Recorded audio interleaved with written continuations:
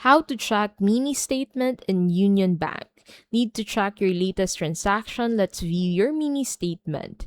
So step 1, go ahead and open up Union Bank, log in with your account information. Now from the home screen, tap on accounts to see your linked savings or checking accounts. Select the account, so click on it. This opens your balance and transaction options. Now tap transactions or activity, and here you'll see your mini statement, recent deposits, withdrawals, and transfers. Some app versions allow you to filter by date or type for easier tracking. If available, tap export or share to download your mini statement as a PDF or screenshot for record keeping. And that is how to check your mini statement in the Union Bank app.